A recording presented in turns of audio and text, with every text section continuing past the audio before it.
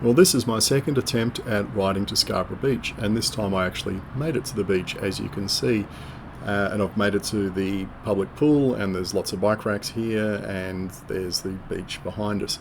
I will link at the end to the other video which used a safe active street. This time I'm going to be riding in a bike lane on the road from the freeway to the beach, and essentially I'm going to take that blue dotted line.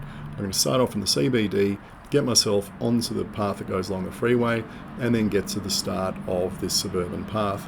So here we are getting out of the CBD, which is a bit of a mixed bag, and that church there on the left indicates where we get on the shared path. And from here, this shared path is a bit of a mixed bag. It's some old and some new. Some of the old stuff's a bit rough and ready. The new stuff is absolutely fantastic. It's like a freeway itself, and nice red wide asphalt. So we know we're leaving the freeway here, and let's have a bit of a gratuitous shot at the freeway.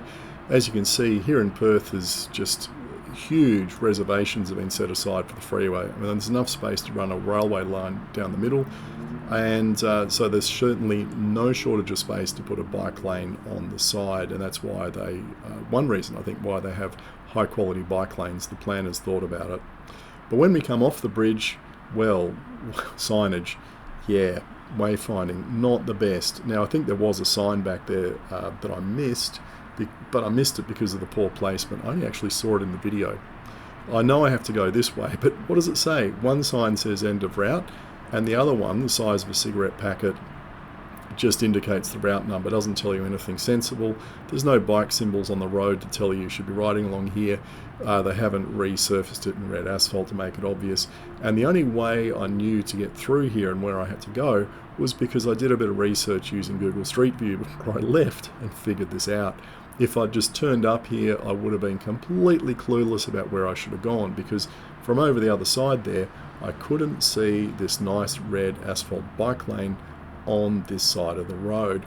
Now from here it's about 4 kilometers I think to the beach. And you can see over on the left there's just tons and tons of verge space. I don't understand why they didn't use some of that space for a fully separated or grade separated bike lane. Would have made a lot more sense if you ask me, but I guess it would have been a hell of a lot more expensive to do that, because you would have been rebuilding heaps of driveways, shifting a lot of drainage, potentially impacting on some trees, might have had to move some power poles. I did actually spot some wayfinding signage there, but it was actually too small to read, so poor placement, terrible sizing of the font, just awful. Now notice the red asphalt as we go past there, where they've laid down a stack of it. That's to tell drivers, I think, that they're approaching something, street ahead, there's potentially going to be cyclists riding past. So don't just look for cars, look for cyclists as well. And you'll see that on quite a few of the treatments along here where streets come out from the left. Now, not every street does that, and oh, crikey, the lane just finishes. I didn't see any warning to say lane finishes merge, but look at that. They tell you exactly where to stop in order for the lights to change. And I've got to say, those things actually work over here. I don't think I've had one fail to work yet. So good old RMS in WA, or the Lend-Lease consortium that takes care of those things, could learn a few lessons from the WA engineers. Again, look at the path treatment coming in from the side there. It's not red asphalt this time, it's red brick. A different tactile surface that when you drive over it, it's going to be sending you a message, and the message is slow down and look for cyclists. Again here, they've laid some red asphalt just in that little bit of where the intersection comes out, only a couple of meters. They don't have to lay down a kilometre of red asphalt to send a message. That I think works. Now you can see here that the verge and the footpath are a hell of a lot narrower. Putting in a shared path that was fully separated obviously would have been a challenge along a lot of this. So, that might be why they didn't do it. You can see how common red asphalt is here, that they even put it in the car parks. And again, that's sending a message to drivers. You're in a slow area. This is going to be pedestrians, because there's people walking out of those shops. Slow the heck down. And it's just everywhere in Perth. The people that sell red asphalt must do quite well. And again, this is something we could really learn from in Sydney. Just go and buy the damn stuff. It can't be that much more expensive than the plain stuff, and it works. you don't have to put a whole lot of wayfinding signage along here because I just follow the red line. It's just that simple. I just got onto this road and just followed this path. It was red, except when it finishes, and it's like, what? No warning, just get out of that or crash into it. And I wasn't sure whether I was supposed to jump off from the footpath to go through this roundabout or stay on the road. But, I made my choice and off I went. Now, I've got a mate that lives out here and he commutes along this road. And when I asked him about it, what it's like, his answer was meh. And again, look, there's another island. I don't know what they were thinking in some of this, but see how they've narrowed the lanes down as you go through here. You can take the lane. You're not going to get overtaken going into the roundabout. It's a lot safer than a lot of Sydney roundabouts in that respect. If a driver wanted to get around you because they were just in such a screaming hurry to get into the roundabout, they'd have to go crashing over that island. Now, it's a good route if you want to work on your legs because there's plenty of hills on it, and they're quite reasonable. If I didn't have this speeded up, this would be a half-hour video. Anyway, there wasn't a lot of traffic on this road, but remember, it's lunchtime on Monday. It's not a busy weekend. Oh, here we go. The lane's just finishing again, going into this roundabout. And there's no island treatment for this one to get you to take the lane. Anyway, I don't know what this is like on weekends. It might be hideous with all these people driving to the beach. It might be full of buses. It might be full of trucks. And speaking of which, here's one coming up ahead. I mean, he's parked in the parking bay, but it's just not big enough for a big concrete truck. And it's fine for smaller cars like that. I'd be a bit worried about getting doored there. But anyway, we're almost at the beach. And again, the bike lane just ends. Thankfully, nice wide road, so drivers can give you plenty of space. But I got to here and I thought, well, okay, this is great. Where do I go from here? There was absolutely zero indication of where I was supposed to be. So I thought, okay, I'm going to hop off onto the path. I'll follow the path around the corner and I'll look for a safe place to cross this road because I really don't feel comfortable being out on that road. It's pretty busy. It's 2 lanes in each direction. I will avoid that if possible. So, pram ramps across the island there. No biggie. And we'll just head down through this car park. Perth beaches just have these massive car parks. You can see from the surface of the moon.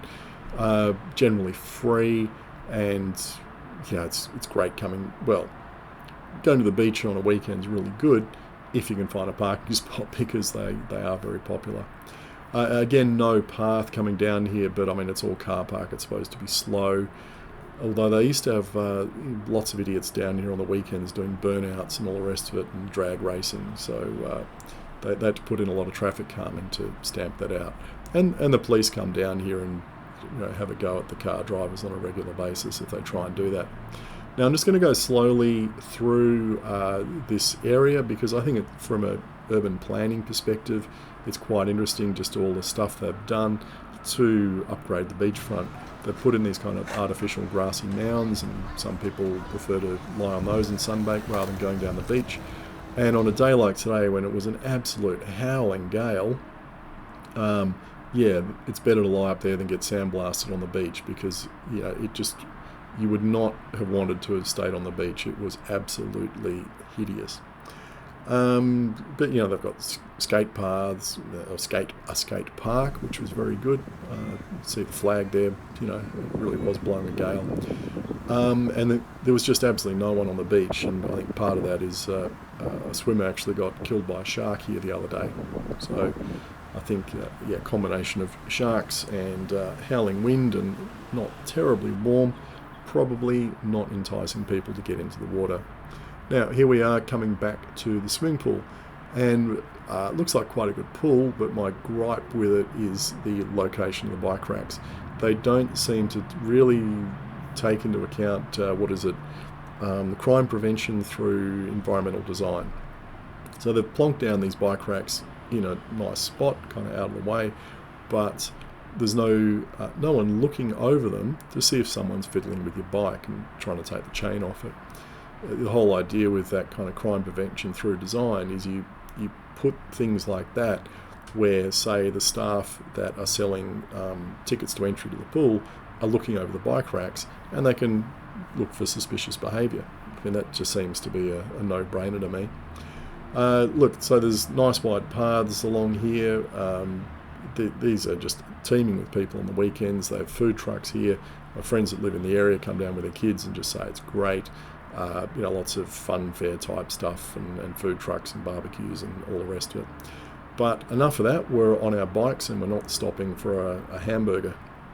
And we're heading north now to the next beach, and this is a much older shared path. You can see the surface is a little bit crusty. They've obviously had to patch it a hell of a lot. There's sand getting wind blown over it. The vegetation is encroaching on it, and I guess it's approaching its use by date, and it's going to have to be resurfaced at some point. Now, one thing I do bang on about occasionally is not the suicidal rollerbladers, but putting concrete verges on the side of these paths to stop the edges from crumbling and to stop the grass from growing over them. Because if you've got a concrete verge, it might only be, 5 centimetres wide. If you're a maintenance guy and you've got an edger and you want to keep the grass cut back, you've got that concrete verge to be your edge line. And that's where you run your what do you call it? The thing that chops the grass along to keep the grass back. Because what I noticed as I was riding along here, and I didn't take any photos of it, but the path is coming apart in places because it's cracking up a bit. Oh yeah, and snakes are getting into it. That was a dead one, by the way. Been run over and chucked on the verge. The grass gets into any crack that forms in the path and just starts to pull it apart. And that's why I think some of these paths are starting to fall to bits. And I don't know if there's a rejuvenation program to, start resurfacing them or pulling them up all together and rebuilding them. But that's going to happen at some place because they are weathering, and because they've been here so long. I think that's a big change from Sydney, where we don't have a lot of paths and they're not that old and they're generally not falling to bits yet. But that path is probably, could be 30 or 40 years old. Still quite rideable as long as it's tidied up every now and then. It's probably got another 10 years of life left in it. Again, because I think they've built it with good foundations. So next beach, again, you can see the problem with sand being blown over it and the grass kind of growing into it, and absolutely no one on the beach. And when I was filming this, I was actually getting sand just blasting me in the face that was being blown off the beach. So I didn't particularly want to hang around and film the view for you. Sorry about that, but you can see how much sand gets blown around here just looking at the path. Again, a nice picnic area here. If you want to come down here and buy some pizzas at the cafes and sit on the beach and watch the sunset and have a drink. It's a very pleasant part of the world. You can see all the stuff set up there for volleyball courts. That's what those poles are for. They string the nets. So anyway, there's the loop that I took. I'm not going to bother doing the next bit because I think I've covered that before, and it's all kind of much of the same in terms of lessons learned. But just to reiterate some of the lessons from that, where the wayfinding signage, as usual in Perth, just abysmal. I mean, it really is. Sorry, paths are great, signage is terrible. Some of this stuff where they've just plonked islands in the middle of the lane, I mean, that's a bit screwball, and I don't really get that. The other thing is the lack of symbology that's painted on the roads where you need to be on the roads. But, this red asphalt works really well, and we should adopt it.